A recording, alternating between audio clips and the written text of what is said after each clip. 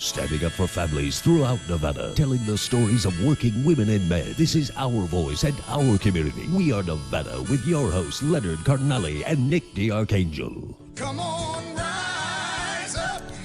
Come on, rise up. Come on, rise up. Come on, rise up. Come on, rise up.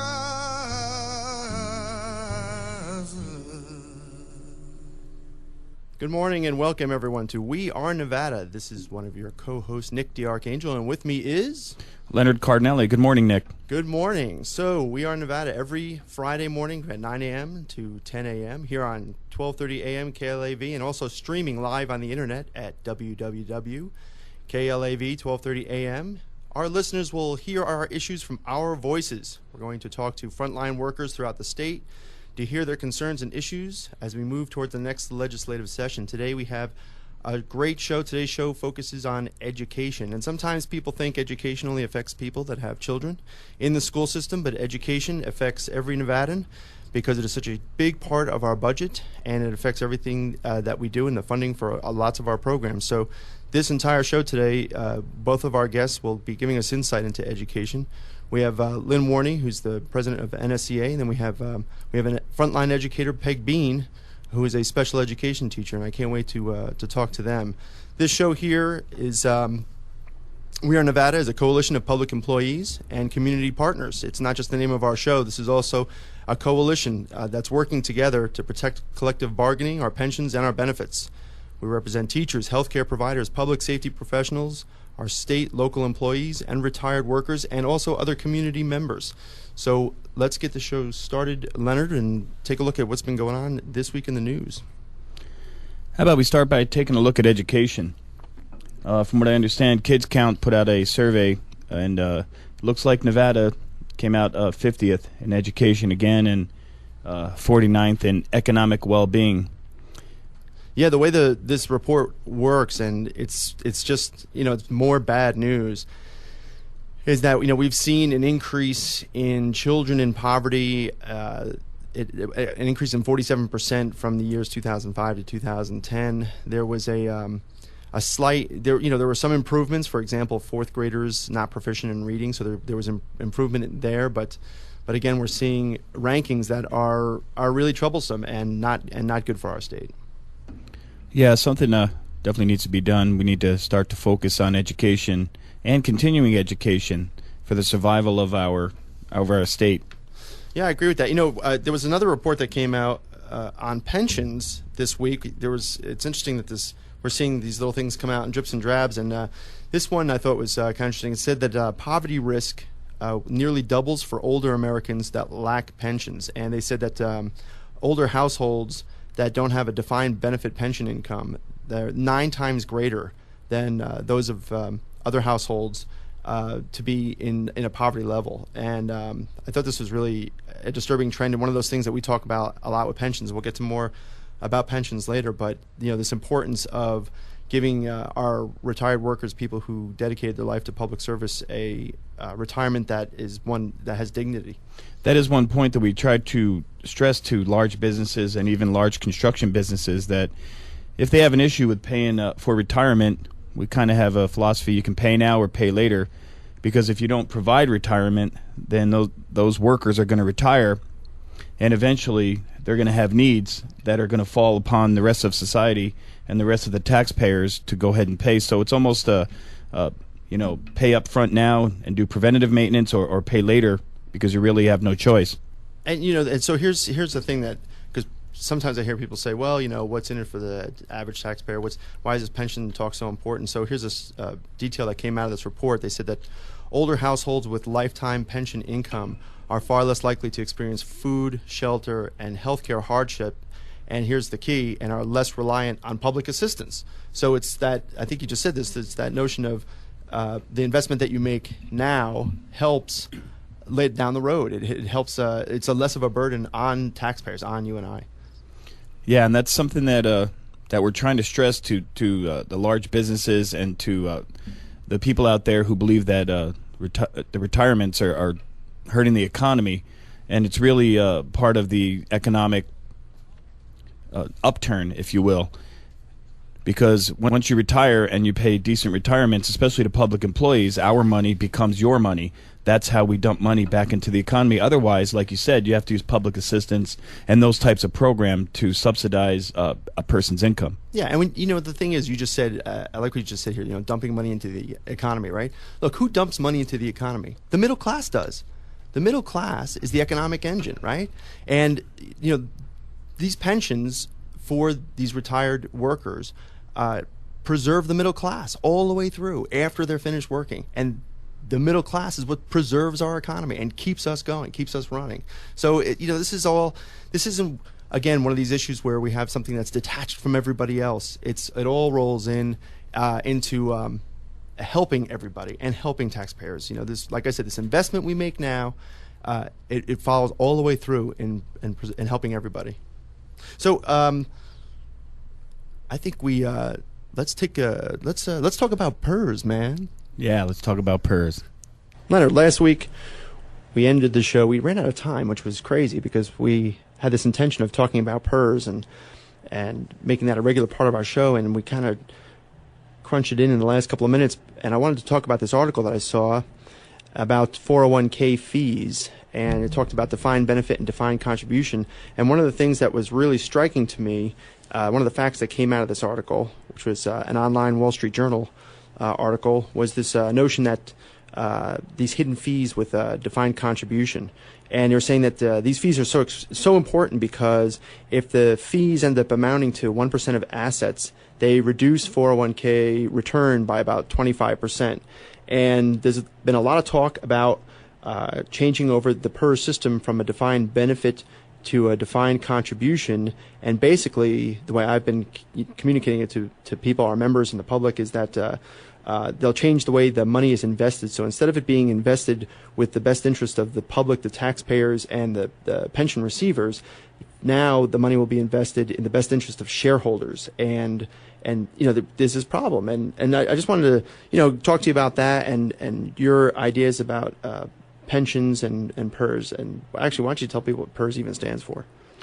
Well, PERS is the Public Employee Retirement System. It's a public employee retirement program that is paid to public employees. And in Nevada, basically it's considered part of your pay. For instance, if you go to work for a local government employer and they want to pay you, let's say, $14 an hour, well, $10 an hour would show up in your paycheck, and $2 an hour, for instance, would go toward your PERS, and then they match it as part of your salary. The local government entity matches it for another $2. So when you make a contract with the local government entity and you agree to a certain pay scale, part of that pay scale is your PERS. And PERS was designed to give the public employees a decent retirement after a life of service to the community.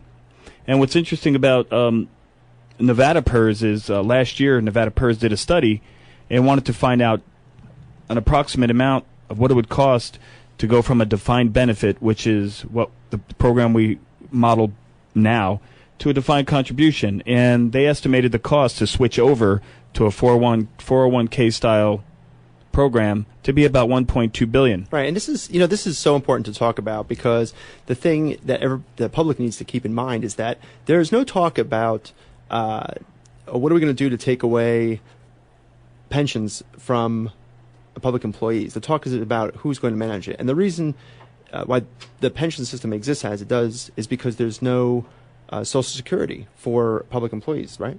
That's correct. A lot of public employees either don't realize that or were never told that we gave up our rights to Social Security back in, I believe, 1986, which saves the state billions of dollars in Social Security. And let's say, for example, you do collect Social Security and someone came to you and said, hey, you know what, we're going to take your Social Security, and instead of paying you every month, we're going to take that and invest that in a 401k. Well, I'm pretty sure that most people wouldn't want to give their Social Security to some kind of investment capitalist to see how much money they could make with it. They would rather just be secure with their check every month. Well, yeah, because you have these problems. You have these hidden fees. There's no accountability as far as the fees, and then there's the idea of the investments that are being made, right? So what happens is you have people who are making money managers making these investments. And right now, the way the system is set up, the investments are made with, I think, a goal of 8%. That's what they're trying to hit. Correct. Right. So they're very conservative in the amount of money they want returned. Right. So if it ends up shifting over, there's no, as I mentioned, they're investing in the best interest of shareholders. They will always be trying to get the highest return that they possibly can to satisfy these shareholders. Yeah, Nevada PERS bases their investments on what's called risk-adjusted return. In other words, if you talk to an economist and you invest $100 million and you wait 5 years, well, the economist would probably tell you whoever gets the best return did the best job. However, when you have a long-term program and you're looking 40, 50, 60 years into the future, you not only have to look at the return rate, you also have to look at the risk. And Nevada PERS will always weigh their return rate against their risk. And in this manner, they may not be as risky and they may not be as aggressive as some of the other programs, which, by the way, have failed in the United States. They will look at what is the risk versus the return, and they will kind of gauge that so that the program remains strong. And keep in mind, last year they had a 21% return, and the year before that they had an 11% return. There are those that would have you believe that the money's going to run out eventually. But what a lot of people don't know about PERS is that for every one person that they're paying in 2.5 people. So if you were to spend your paycheck every 2 weeks, but you were receiving 2.5 paychecks in return, well, someone would have to, be pretty convincing to convince me that you're going to be running out of money anytime soon. Right. And I've been asked this question. They said, well, what should we do? And I say, this is a system that works. And this is a model system. This is a system that has been giving the rate of return. They've been reaching their goals over the long term. And we always hear about this in investing. People are always talking about, look at the long term. Well, when you look at the long term, when you look at, like you said, 25 years, and the fact that they've been able to give back a consistent rate of 8% to keep this fund very, very healthy, it's working. So there's no reason to take this risky step of changing who manages the money and who will have to pay that cost of changing that system over. Well, we know who's going to have to pay that cost. Taxpayers will have to foot that bill. It's just a money grab system. I know we have a lot more to talk about as far as pensions and PERS. We do. And this is a topic that we're going to be visiting just about every single show. Hi, we're back with Peg Bean Ronzoni, special education teacher from elementary school in Las Vegas. I think it's Peg Bean, and she's a special ed teacher from the Ronzoni Elementary School. Is that right? Correct. That's right. I had my notes written wrong. My apologies. Well, I wrote the notes. Right. I wrote the notes, so you can blame me. Blame the guy to your right. Peg, welcome to the show this morning. As we mentioned at the top of the show, this is a show all about education and the importance of education. And one of the things that one of the reasons why we created the show was to give the frontline workers a voice to talk about what's going on, their issues, and so that we're not hearing it filtered or we're hearing it third hand or cut down to a little 7-second soundbite. So thank you for joining us and welcome to the show. Well, thank you for asking me. I appreciate being here. So I wanted to just tell us a little bit about yourself. How long have you been a special education teacher, and give us a little bit about your background? I've taught in Clark County I've taught in Clark County 18 years, 15 for the Clark County School District, but I've lived in Las Vegas since 1965. So I'm a longtime Nevadan and very involved in the community, and 15 years as a special ed teacher. Wow, it's got to be a tough job. It's a great job. It's one of the most exciting jobs in the world, I think. Peg, what significant changes have you seen in the classroom over the past 5 years or 10 years? I can speak to my classroom. When I started at Ronzoni 15 years ago, we had maybe 25% English language learners in our school. That's more than doubled now. Also, our children who are on free and reduced lunch, that number has also more than doubled. Wow. We're dealing with a lot of very serious social issues. These are wonderful kids who have many, many challenges in their life. On the good side, we have wonderful new technology in many of the schools. We also are short often of basic supplies. So it's sometimes we have wonderful things, other times we're really in need of more. So. It must be a real challenge. Tell me about your day-to-day, about the things that you see and the highlights and sometimes the lowlights. On a day-to-day basis? Well, give me an idea of your day-to-day. Yeah. Well, I don't think a lot of people, I really don't, as we discussed before the show, my wife is a special ed teacher, so until all you know is what you read, Right. or what you see on TV. So you don't know what's going on in classrooms. Well, our contract calls for us to work 7 hours and 11 minutes. I don't think there are many teachers who work that many hours and minutes. I usually get to school sometime between 6:30 and 7. My reporting time is actually 8:10. But I need to get there to get set up, to get organized for the day, sometimes to meet with other teachers, to consult about students, to meet, because by the time our day starts, then we have committee meetings and that sort of thing, and then we start the school day at about 9:10. So, and then we teach all day, and then most teachers are there well into the afternoon, correcting papers, making phone calls to parents, running after-school programs. So probably the typical day is closer to 8-9 hours. There's an exercise that a lot of we do sometimes, and especially if someone's going to give a speech on something, we say, close your eyes and imagine your favorite teacher. And everybody always, an image instantly pops up in their head. I still keep in touch with one of my favorite high school teachers. And I think that everybody can share that experience. Lately, we've been seeing a lot of news that has been really not so nice to teachers. And, this shift is so strange to me. What do you think can attribute to that shift? We're in very difficult times economically in our country and worldwide, actually. And I think maybe there are some people who are looking for someone to blame, and possibly we haven't spoken enough about what we do and what our job entails. So we haven't been good messengers. We haven't told the public what the situation is. And so we've just kind of been hit at or punched at over the last couple of years. Well, we spent some time in Carson City last year as lobbyists, and as you know, we have several friends in the teacher unions, and teachers got beat up a little bit in the legislature, and they took away some seniority rights and some due process rights. And I was just wondering, what's your impression? What message do you have for our representatives looking forward to the next legislative session? In your mind, what is important to the teachers? Due process is very important to teachers. Our contract is very important. We would like to see our benefits maintained. We'd like to see our working conditions at least maintained and possibly improved. Doing away with due process will not make better teachers. We have a system already where in the past where we were on a 2-year probation period.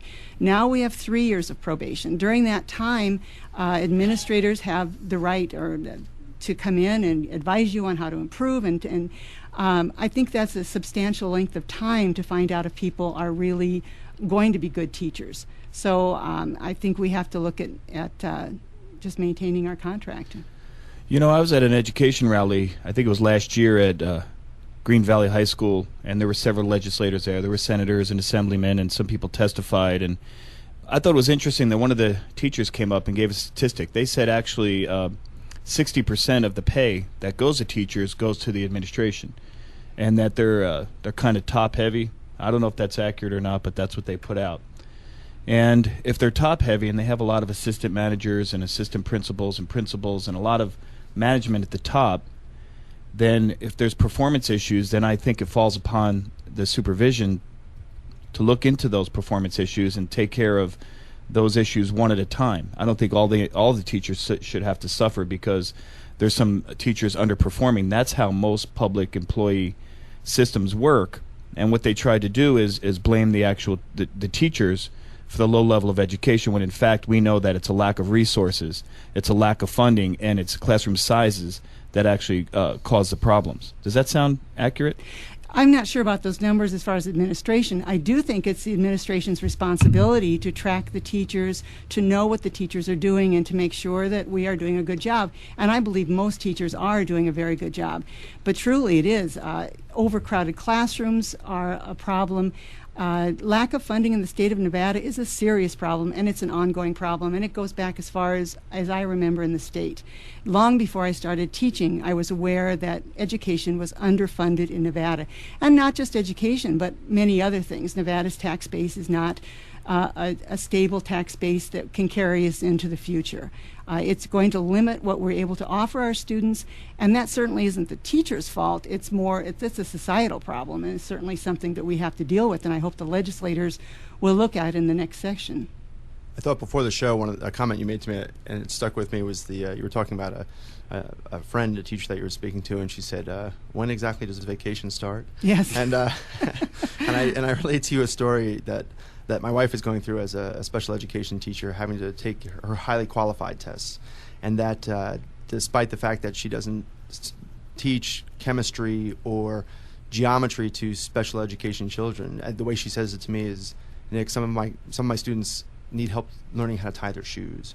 Right? And that really surprised me and sticks with me, because I think about that one-to-one interaction, those students that are in the classroom and that need so much help, and yet they are, I mean, for lack of a better term, they're victims of laws that are put in place. And I'm just talking about No Child Left Behind. Tell me about your own experience with that. Yeah, No Child Left Behind had good intent, but anytime you have a goal that's impossible, you're going to have frustrated people working toward that goal. And the goal of No Child Left Behind was that all children would be proficient by the year 2014. We know that's impossible. That's not saying that the children aren't working very hard, the teachers aren't working hard, and that parents aren't working hard to prepare their children. Not every child will be a proficient reader. Your wife teaches special ed children, I teach special ed children. Some of those children are going to achieve wonderful things. Many are going to struggle their entire lives learning the basics of reading and math. Those children will not be proficient. So if our goal is that those children will all be proficient by 2014, we're going to be frustrated the entire way. I think that's changing. That seems to be kind of going away and being replaced by a different model. But I also think the idea of race to the top sort of implies that if there are winners in the race, there are also losers. And we don't want that for our children. We want all our children to reach whatever potential they can. But it's going to be very different from one child to another. In the school where I teach, we have children children with autism. We have children who are highly gifted, and we have every child in between. And it's a wonderful mix of kids. And I think what many people don't realize is that we haven't always accepted all those children into the public school system.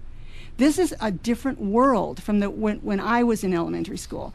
When I was in grade school, we called it grade school, every child spoke English. Many of their grandparents didn't, because their grandparents came from Germany and Italy and Eastern Europe. But the children learned English once they got to school, just as our children are learning English today.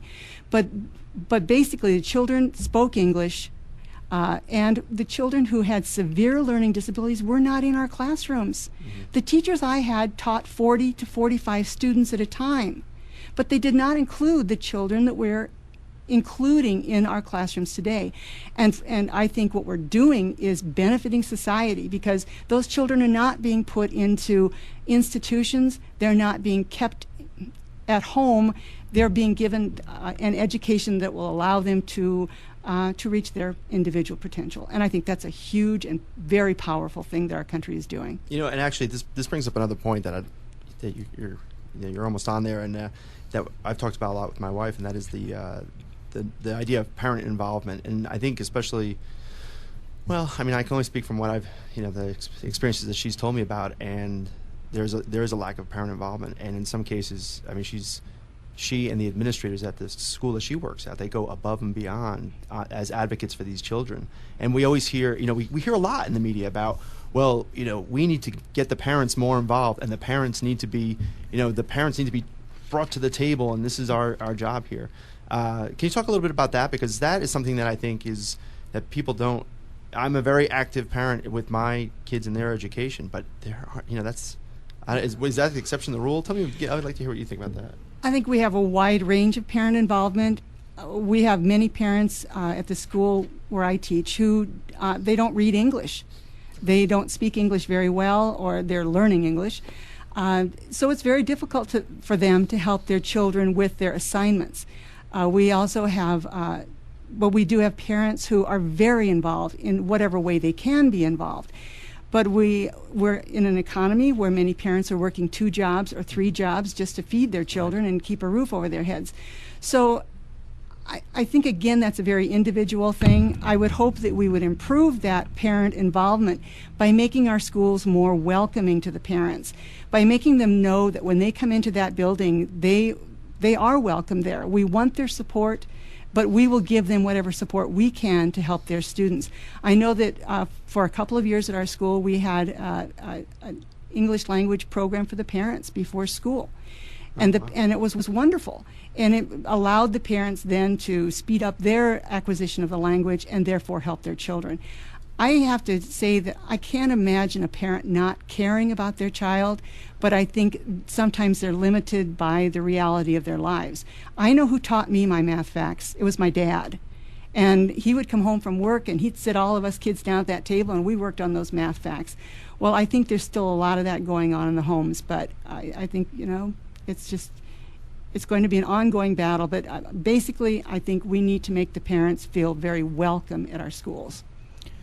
Peg, we hear that we're having some difficulty in getting new teachers to go ahead and apply and to sign up in the Clark County education system. We actually understand that there's an exodus of teachers in the Clark County School District. What do you think is causing it? Do you know anyone who's leaving the school district?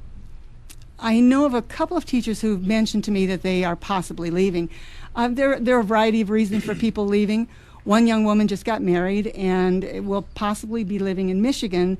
I think if the situation was more attractive here right now, if what our contract wasn't quite so uncertain, we're in the midst of some difficult negotiations right now, she might have a more persuasive argument for her husband that they should live in Nevada. As it is, that's kind of up in the air, so I think she might leave for Michigan, and she's an excellent teacher. I spoke to another teacher the other evening who I was very stunned when she said she's seriously thinking of leaving the profession. She's in her early 50s, and she feels like she's a target because she's an older teacher. And she's toward the high end of the pay scale because she has earned her master's degree and has worked for the district for a number of years. She doesn't want to be a target, so she's thinking of looking elsewhere. I hope she stays. Mm-hmm. No, I've heard that. This teacher I keep in touch with back east, he left. He left the profession because of all the change, because of all the difficulties. What you said just before, limited by the realities of their lives when you're talking about parents. Yes. I mean, that is kind of applying to the professionals as well. They're starting to get frustrated by the realities of their Absolutely, situations and yes. their lives. So I just want to ask you, if you have a chance now to talk to members and also your colleagues and stuff, what special message do you want to give to them about what they can do about getting involved in that type of thing? Involvement is critical. I was in Washington, D.C. a few weeks ago, and I saw someone with a T-shirt, and it was a quote from Pericles, and it said, just because you're not interested in politics doesn't mean politics isn't going to be interested in you.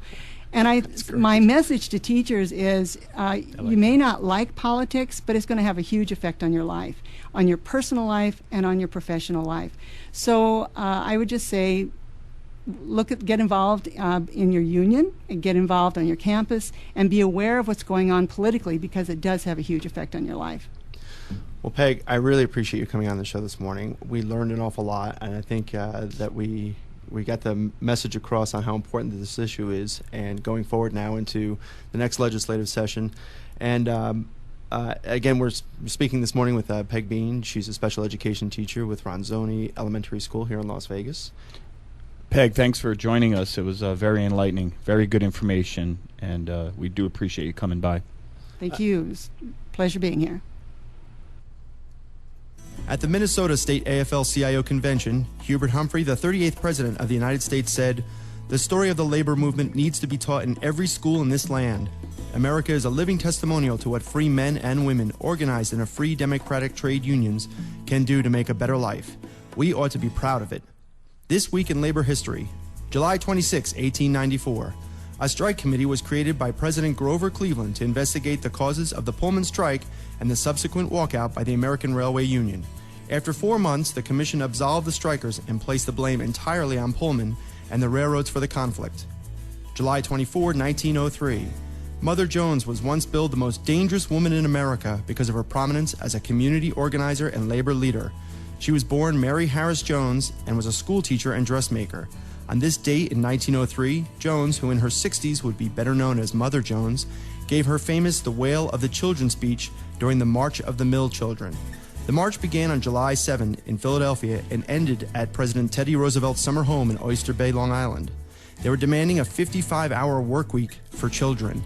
The following is an excerpt from the speech. We want President Roosevelt to hear the wail of the children who never have a chance to go to school, but work 11 and 12 hours a day in the textile mills of Pennsylvania, who weave the carpets that he and you walk upon, and the lace curtains in your windows, and the clothes of the people.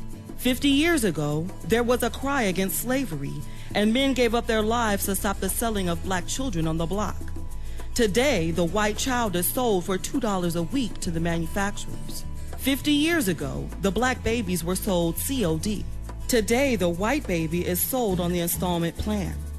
In Georgia, while children work day and night in the cotton mills, they have just passed a bill to protect songbirds. What about little children from whom all song is gone? The trouble is that no one in Washington cares. I saw our legislators in 1 hour pass 3 bills for the relief of the railways. But when labor cries for aid for the children, they will not listen. I asked the man in prison once how he happened to be there, and he said he had stolen a pair of shoes. I told him if he had stolen a railroad, he would be a United States Senator.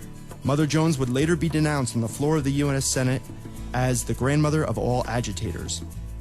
July 23, 1913.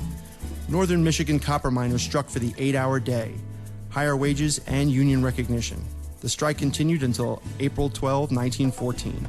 During the strike, 600 were arrested for inciting to riot, 500 for violating an injunction against picketing, and the union's president was shot, beaten, and forced out of town.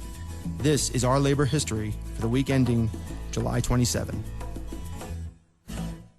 This morning we're welcoming Lynn Warney to We Are Nevada here on KLAV 1230. Lynn is president of the Nevada State Education Association, or NSEA as we like to call it.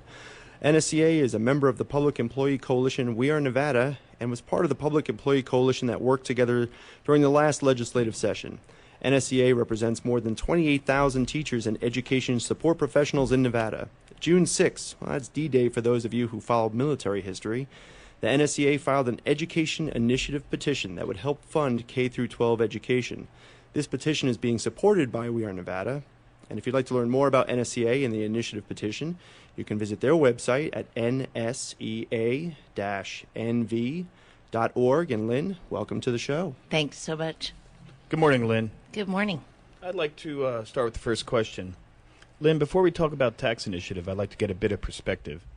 Explain to me what the NSEA relationship is to the Clark County Education Association, or the CCEA, who are also part of this coalition.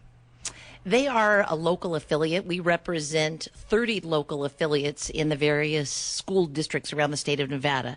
So the Clark County Education Association is the certified staff affiliate here in Clark County. So, Lynn, one of the things I want to ask you, as a former journalist here in Las Vegas, one of the drumbeats I kept hearing regularly from my news director was that people who are living here now weren't necessarily here, 4, 5, 6 years ago. So I want to ask you about a shift that happened. It wasn't that long ago that the school district and they were luring teachers from all over the world to fill these empty slots. And when I say lure, I mean, there are these news reports of signing bonuses and promises of housing and things like that.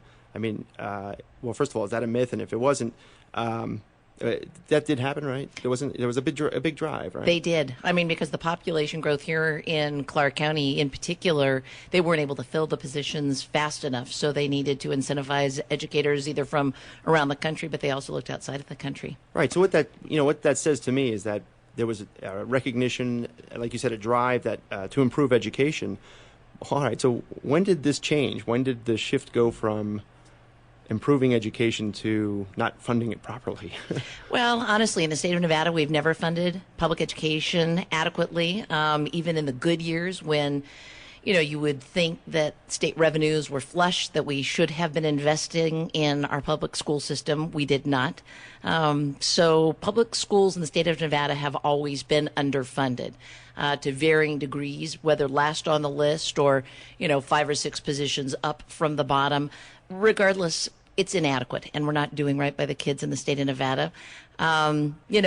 the shift came as the economy took a turn in 2008. Population plateaued here in Clark County.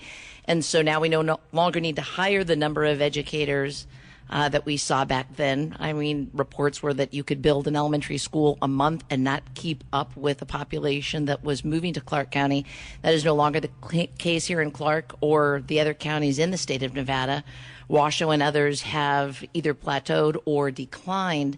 So I don't think there's been a shift to improve education, but the lack of investment in public education has been there regardless of what, the population was doing at the time.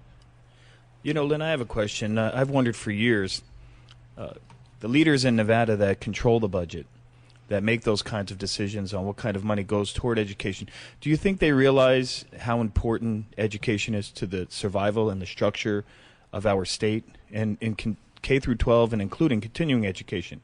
Because if you fail to educate your public, then you won't be able to be competitive with the rest of the nation and the rest of the other states. So how do you encourage people to come here when education is one of the lowest priorities on your scale? Well, it I think depends on your perspective. I think there's folks out there in the business community and legislators who believe that a public education is not the best education, that the populace is entitled to the best education that they can afford, and it's a private education.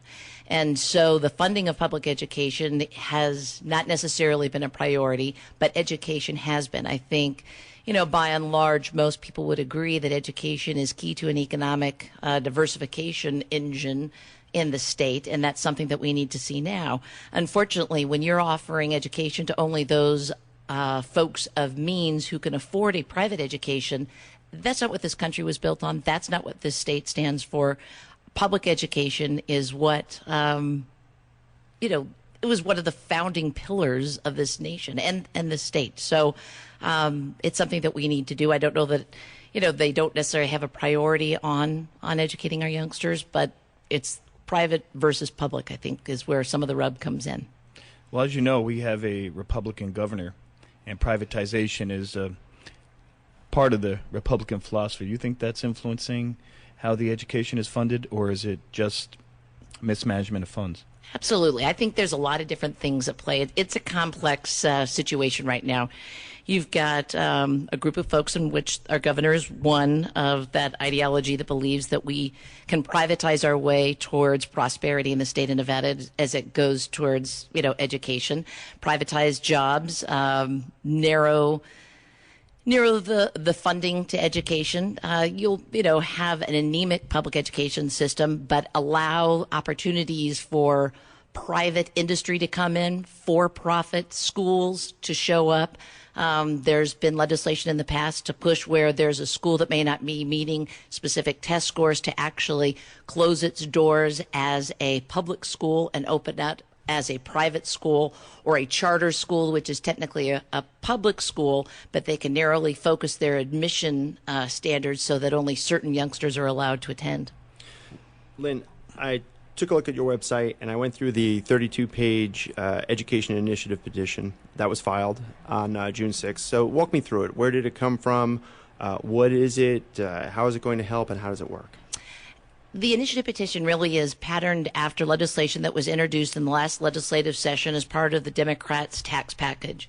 It has been long recognized through various studies over the last several decades that the state of Nevada narrowly draws its revenue from specific sources, gaming being one, sales tax, construction being another. And we've seen that makes the Nevada revenue situation very volatile. And in good times, things are great. In the bad times, we're definitely hurting. And in the 2008 downturn with the economy, Nevada definitely took it hard. And so we've been looking, we ourselves, other stakeholders, and legislators have been looking to broaden the tax base in the state so that we can stabilize the revenue that we have available to provide essential services to our citizens. Unfortunately, Democrats weren't successful in the last legislative session, so we took language from that bill, turned it into an initiative petition, which will soon be circulated, and let the voters have an opportunity to move this issue forward. Since many of the well-meaning legislators were unable to do that, they were hamstrung by a broken process in Carson City. Give me an idea of the role that education, K through 12, and education in general plays in the state budget. I think that the understanding this kind of lays the groundwork for why the education initiative is so important. Well, about 50% of the state budget goes towards education. Some people have said, show me your budget and you can show me your priorities. Well, I think the state does, as I have pointed out earlier, does set a priority on education. Unfortunately, they just don't fund it adequately enough. So what this would do is provide more money into, the bowl that is the state budget and provide additional revenue that could be used in our K-12 public school system. And just explain to me again, how does it, what are the mechanics? Where does the money come from? How does that work? Well, for businesses that make more than $1 million annually, it would be a 2% margins tax. The taxable margin is either 70%, it would be a 2% tax on 70% of their total revenues, or they can deduct compensation or goods sold to get to that taxable margin.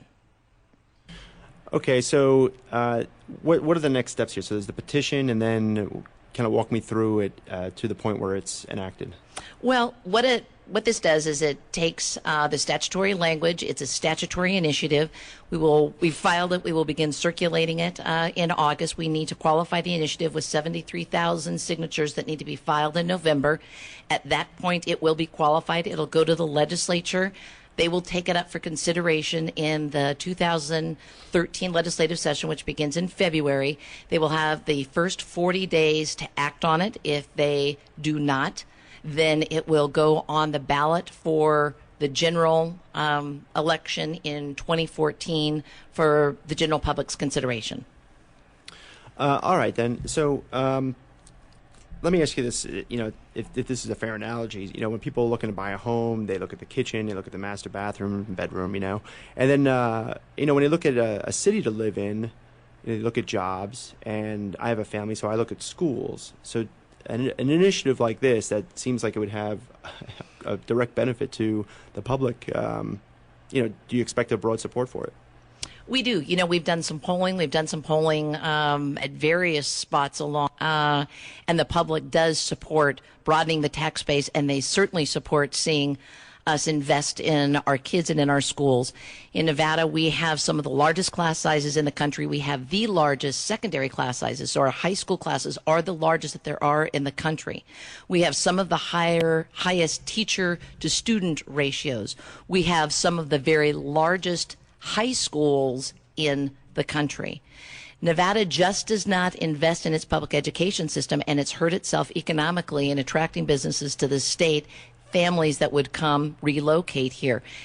Research, piece after research piece has pointed to the fact that if you're going to grow a strong economy and you're going to diversify that economy, you need to invest in your education system, K-12 and higher ed as well. But we're focusing specifically on K-12. We'll grow what is in the bowl that is the state's budget so that will allow additional revenues that would have gone to K-12 to be used for higher ed, public safety, health services, and such. Lynn, one quote that struck me from Gary Peck, the executive director at NSCA, where he said he wasn't surprised by the legal challenge and especially where it came from. And he said, quote, "They have a long track record of opposing any effort to increase much-needed revenue in the state, even much-needed revenue to pay for an adequate K-12 education system," end quote. Do you think people understand how underfunded our education system actually is? Unless you have youngsters in the school, you may not understand that because you don't realize that, when your kids show up, you've got 3 kids working on one microscope in a high school biology class. When you've got a 4th grade class with over 40 students and your child comes home and has to borrow a textbook from a friend or a neighbor because there's not enough resources to go around for all of those kids, they may not. If you're not a parent that receives a supply, needed supply list at the beginning of the school year, that once you go purchase all those items, you've now invested about $150 into that, you might not see that. But you see it in other ways because of the economy. The economic situation in the state of Nevada just has not rebounded. Many experts believe Nevada is going to be one of the last to recover. But part of that recovery solution would be to invest in education. This ideology that that you can't tax your way to prosperity. You certainly can't cut your education system to get to prosperity. I would certainly agree with that. You know, I was reading some of the criticisms, and the thing that kind of struck me on that was that they were they were nitpicking on the mechanics of the initiative and the way it reads. But I didn't see any criticism or comment that education didn't need to be funded. Did you see that, or are these small hurdles to get past as far as the criticisms that you've seen? Well, in terms of the legal challenge, it wasn't surprising, who it came from, the Las Vegas Chamber, and others. What is interesting is in the past, Las Vegas Chamber has supported a broad-based business tax, but they would like to see it as a sales tax on services, which is a straight cross, it'd be a pass-through tax that the citizenry of the state would pay. We already pay one of the highest sales taxes in this region, and certainly a sales tax on services would add to that middle-class tax burden. And, what I think is kind of ironic on all of that is the Chamber's membership. This broad-based business tax that we're proposing in the initiative hits businesses that bring in over $1 million annually. Those are very large businesses. We're focusing on large corporations that haven't paid their fair share in the state of Nevada. The state of Nevada doesn't have any kind of business tax as such. We're one of only a handful of states in the entire country that doesn't have a broad-based business tax. And so this is a way to get at those large corporations. So the Chamber's membership doesn't even represent the vast majority, doesn't even have businesses that would be affected by this. And you're right. They're nitpicking at the mechanics of it, but the meaning of it and what this needs to do for our state and what it would mean for the quality of life in this state, nobody can deny that. Lynn, would it be fair to say that that gaming really does pay their fair share of taxes when it comes to education, or do you think there's some room for them to step it up a bit? Is this tax initiative really aimed at the larger businesses who are making a large profit but have not really contributed to the educational base of this state? It is aimed at the large corporations that haven't paid their fair share in this state. Gaming has been one of our, funding sources that we have gone to repeatedly as a state to help provide revenue for the state's budget. They will not be, though, missed by this broad-based business tax. Their non-gaming revenues would be affected by this margins tax. So they will pay their fair share of this margins tax. So this show is really for our members, and so they can help talk about these different things. And so when they walk into their favorite ice cream shop on Lake Mead and they start talking about the initiative petition and what it means and how it can help, they can assure that business owner, look, unless you're grossing, right? It's gross. Yes. Unless you're grossing more than $1 million, this tax does not affect you. It's not going to affect your business, but it will affect that owner if he's got kids in the school, if he's got youngsters in the Clark County School District. He will know and realize smaller class sizes, his kids will have a greater chance at achieving their, full potential academically and socially, that they'll be able to compete with their peers around the country with, youngsters that are coming out of states that invest over 3 times what the state of Nevada invests in its kids. And I'm glad you said that, because I was on Friday I was giving a speech to a small group of people talking about pensions, and someone afterwards, I got some great feedback, and they said to me, well, what we really want to know is what's in it for the taxpayers. And you just answered that. You said what is in it for everybody, our community collectively, by solving this problem. So when it goes to the legislature, I think you mentioned this, and if the lawmakers don't act, what happens? Does it die in Carson, or what's the next step? What happens then? It'll then go to the ballot in 2014, and it will be on the general ballot. So it won't be just here in Clark County. It'll be all around the state, and the voters will have an opportunity, to truly do the right thing for their kids, for their schools, and to help the legislators that have wanted to see some sort of broad-based business tax instituted so that we can provide for the citizens in Nevada and certainly our kids. We can do much better for them. If we continue down this road and we stick with the privatization and they start to outsource education jobs that we could otherwise have for public employees, and they continue to combine classrooms and combine services, where does that really leave the lower income families? Where does that leave the middle class families that maybe can't afford the private schools, that can't afford to participate in their own lunches. Where does that leave them? That leaves them in a struggling school system. I mean, currently our school districts have struggled to make ends meet. They've cut essential programs. For example, here in Clark County, the English language learner program has all been but eliminated. And those folks, the kids and their families, are now at a disadvantage because that program, that essential program, has been taken away from them due to budget cuts. So it leaves them floundering, struggling, and it keeps this cyclical downward spiral of the economy, the economic situation in the state of Nevada, worse. Well, what can they do? What can the families do? What can the people out there listening?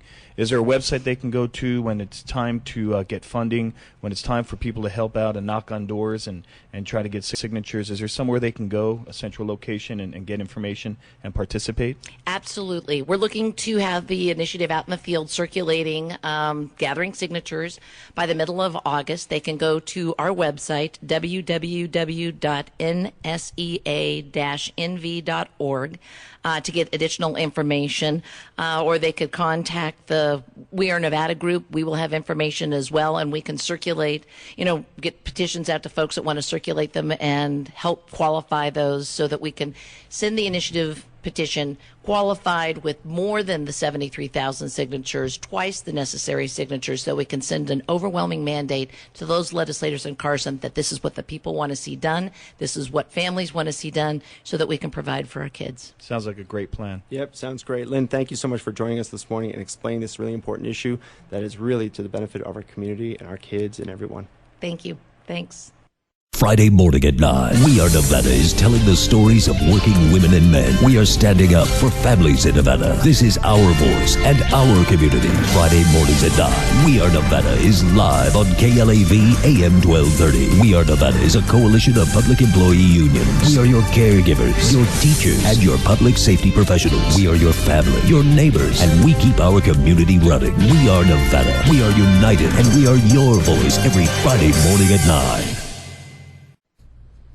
Leonard, this week we lost a member of the civil rights movement, and her name was Thelma Glass. And Thelma, I think she was 89 years old. Great lady. Yeah. Obituary that I read in the paper. She was the only surviving member of the Women's Political Council. This was a group in Montgomery, Alabama, that helped organize the Montgomery bus boycott. And I found a quote that she gave in a newspaper article in a local newspaper, and she said. She said, many people did many things, but it was the people who walked who made the boycott successful. Nothing would have changed on the buses if they hadn't decided to stop riding them. It just goes to show you the power of economics. And she passed away this week. Well, it's interesting that you bring up local politics and economics, because next week we have David Kelly with the Washoe County Education Association, who's going to talk about a great program that our coalition partners are running up north. The program is called Buy Local, and David will be on the show to tell us how it works and how it connects public employees to their communities. Well, I'm looking forward to sharing that with everybody, and it's a really interesting program, and I'm really excited about it as well to let everybody know about what the Public Employee Coalition is doing, not just to educate our members and to educate the public, but to actually reach out to the communities that we serve in a way that shows what we're doing and what we're all about, and again, as this show is all about, is giving a voice. Right. What David Kelly's doing is really a simple concept. He's attempting to get people to come together and spend their money locally in their own community and in Nevada, and keep the money here, keep the economics here. And it's really encouraging to see that public employees are coming together to try and help the tax structure and the tax base and to improve economics for all of us. Well, and then we'll also have another guest. As you know, we'd like to have two on our show, and I don't want to give too much information away, but I like where she's going to go and what she's going to talk about. Maybe you want to mention one of the you're hot talking topics. about Erin Neff? Oh, yeah. Yeah, we'll have next week. We'll have Erin Neff from Progress Now on the show, and she's going to talk a little bit about some of the Republican Party candidates and some of the Republican Party tactics, and I think she mentioned something about Senator Mike Roberson. I think we're going to have to talking about that. Yeah, I think we're going to have to come up with a special effect for that. Well, thank you. This is all the time we have for today's show, and we want to thank everybody for listening. And we can't wait to be back here next week with your voice on We Are Nevada. My city's in ruin. My city's in ruin.